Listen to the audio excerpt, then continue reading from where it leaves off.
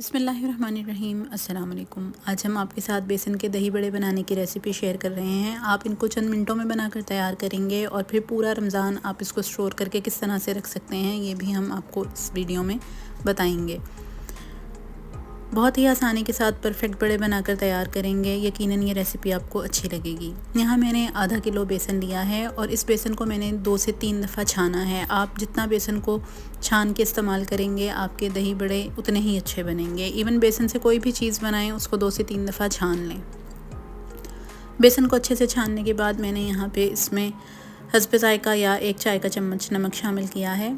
1 चाय का चम्मच भर के मैंने इसमें लाल मिर्च का शामिल किया है और ये मेरे पास अजवाइन है, ये भी मैंने 1 चाय का चम्मच इसमें शामिल कर दी है। इन तमाम ड्राई इंग्रेडिएंट्स को अच्छे से एक दफ़ा मिक्स कर लेंगे। अच्छे से ड्राई इंग्रेडिएंट्स को मिक्स करने के बाद हम यहाँ इसमें थोड़ा थोड़ा पानी शामिल करते जाएंगे और एक थिक सा बैटर बना लेंगे। बहुत ज़्यादा गाढ़ा भी ना हो और बहुत ज़्यादा पतला भी ना हो, तो तकरीबन 1 से सवा कप के दरमियान पानी मैंने इसमें शामिल कर दिया है। हमें इसका बैटर बना के इसको बहुत ज़्यादा फेंटना है। हम इसमें जितना अच्छे तरीके से इसको फेंटेंगे उतने ही ये अच्छे बड़े हमारे बनकर तैयार होंगे। बिल्कुल परफेक्ट और बेहतरीन आपके ये बड़े बनकर तैयार होंगे अगर आप इस रेसिपी को एज़ इट इज़ फॉलो करेंगे। चैनल पर नए हैं तो हमारे चैनल को ज़रूर सब्सक्राइब कर दें और फेसबुक पेज पर भी हमको फॉलो कर लें।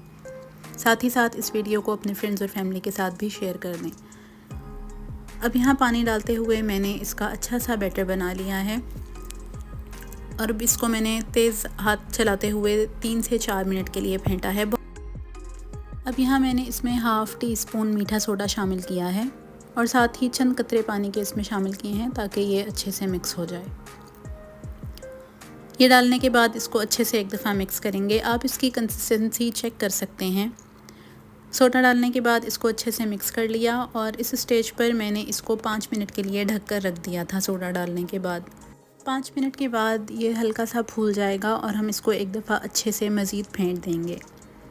आप देख सकते हैं जब मैंने सोडा डालने के बाद इसको अच्छे से मिक्स किया तो इसकी कंसिस्टेंसी और इसका कलर बिल्कुल चेंज हो गया था। मैंने इसमें कोई पानी या बेसन मज़ीद शामिल नहीं किया, लेकिन आप देख सकते हैं कि इसको थोड़ा सा मैंने फेंटा है 1 से 2 मिनट मज़ीद सोडा डालने के बाद, तो इसका कलर भी चेंज हो गया और ये बिल्कुल क्रीमी टेक्स्चर में आ गया। जैसे विपिंग क्रीम होती है उस तरह का क्रीमी टेक्स्चर इसका बन जाएगा।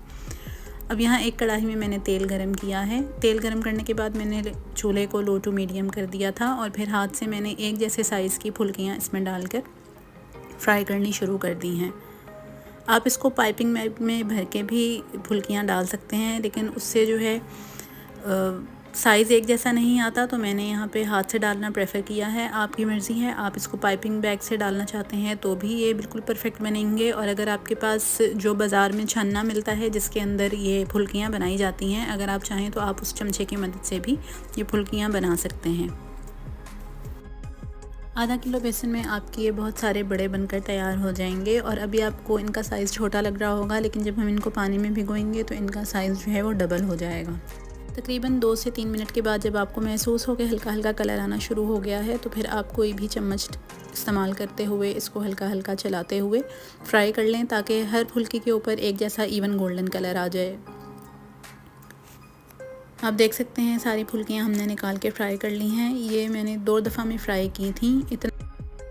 मैंने इस बेसन से ये 2 बैच बनाकर तैयार किए हैं और अब मैंने फुल्कियों को रूम टेम्परेचर पर आने तक मैंने वेट किया है। जैसे ही ये रूम टेम्परेचर पर आएंगी मैंने एक ज़िप-लॉक बैग में इनको डाल के फ्रीज़र में रख दिया है। तकरीबन 1.5 से 2 महीने के लिए आप इसको फ्रीज़ कर सकते हैं। ना ही इनका टेस्ट ख़राब होगा और ना ही टेक्स्चर। जब आपको ज़रूरत हो आप इसको फ्रीज़र से निकालें, पानी में भिगोएं और इस्तेमाल कर लें।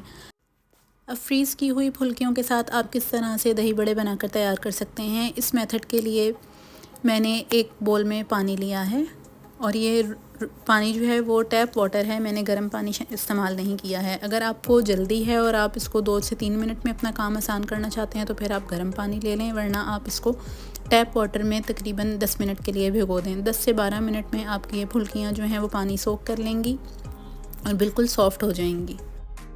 आप देख सकते हैं कि फुल्कियाँ जो हैं वो साइज़ में अच्छी खासी बड़ी हो गई हैं। इन्होंने बहुत सा पानी जो है वो अपने अंदर सोख कर लिया है। मैंने बाद में पानी और शामिल कर दिया था ताकि ये अच्छे से भीग जाएं। आप देख सकते हैं कितनी अच्छी नरम स्पॉन्जी हमारी ये फुल्कियाँ बनकर तैयार हुई हैं। अब दही बड़े बनाने के 2 मेथड मैं आपको यहाँ बता रही हूँ। पहले में हमने अच्छे से इन फुल्कियों को हल्के हाथ से निचोड़ते हुए एक डिश में फैला दिया है।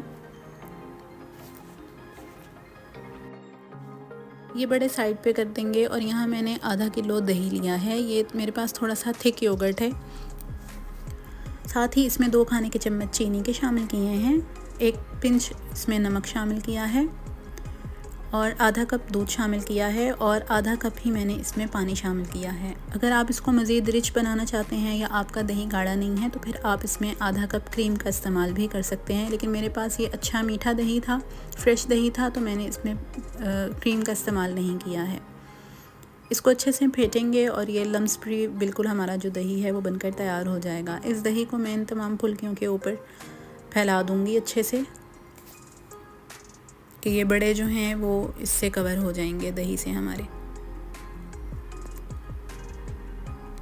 ये आपके बेसिक से मीठे दही बड़े बनकर तैयार होंगे। हल्का सा चाट मसाला इसके ऊपर स्प्रिंकल करेंगे और थोड़ी सी पापड़ी रखकर हम ये जो दही बड़े हैं हमारे ये तैयार हो जाएंगे। ये मीठे वाले दही बड़े हैं और बहुत बेसिक दही बड़े हैं। पापड़ी की रेसिपी मेरे चैनल पर मौजूद है, आप वहाँ से इसकी रेसिपी ले सकते हैं। बिल्कुल परफेक्ट पापड़ी आपको मिलेगी अगर आप उस रेसिपी को एज़ इट इज़ फॉलो करेंगे। पापड़ी का लिंक भी मैं डिस्क्रिप्शन बॉक्स में डाल दूँगी, आप वहाँ से पापड़ी की रेसिपी देख सकते हैं। अगर आप इसको बाज़ार वाले तरीके से बनाना चाहते हैं तो फिर इसी का दूसरा मेथड इस्तेमाल करते हुए मैंने यहाँ उबले हुए आलू लिए थे। कि एक दरमियाने साइज़ का आलू था, उसको क्यूब्स में कट करके मैंने उबाल लिया था, वो इसके ऊपर शामिल कर दिया है। साथ ही ये मेरे पास बारीक कटी हुई बंद गोभी है, कुछ प्याज है वो भी मैंने इसके ऊपर शामिल कर दी है, टमाटर और हरी मिर्चें भी हम इसके ऊपर शामिल कर देंगे। आपकी चॉइस है, आप इस कितना कितना हर चीज़ को शामिल करना चाहते हैं। ये तमाम अज्जा डालने के साथ ही मैंने यहाँ थोड़ी सी हरी चटनी ली थी, वो इसके ऊपर शामिल कर दी है। इस चटनी की रेसिपी भी मेरे चैनल पर मौजूद है। आपकी चॉइस है, आप किस चीज़ को कम रखना चाहते हैं, किस चीज़ को ज़्यादा करना चाहते हैं, तो कस्टमाइज़ तरीके से आप ये दही बड़े तैयार कर सकते हैं। ये वाले दही बड़े बनाने से आपको बिल्कुल बाज़ार जैसा फ्लेवर आएगा अगर आप दही बड़े इस तरह से सर्व करते हैं, इसमें सारी चीज़ें डालकर। अब ये थोड़ा सा दही मैंने इसके ऊपर और शामिल किया है, थोड़ा सा दही इसमें एक्स्ट्रा जाता है ताकि हर चीज़ जो है वो अच्छे से दही, हर निवाले में हमें दही मिले।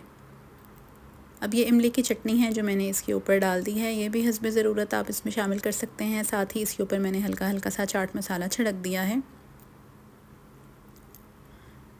और पापड़ी तोड़ के मैंने इस पर डाल दी है। तो आपके ये बाज़ार वाले दही बड़े बनकर तैयार हो जाए। उम्मीद है आपको ये रेसिपी अच्छी लगी होगी। इस रेसिपी को अपने फ्रेंड्स और फैमिली के साथ ज़रूर शेयर कीजिएगा। अल्लाह ताला हमारे और आपके रिज़्क़ में बहुत बरकत अता फ़रमाए। एक नई रेसिपी के साथ हाज़िर होंगे, तब तक के लिए अल्लाह हाफ़िज़।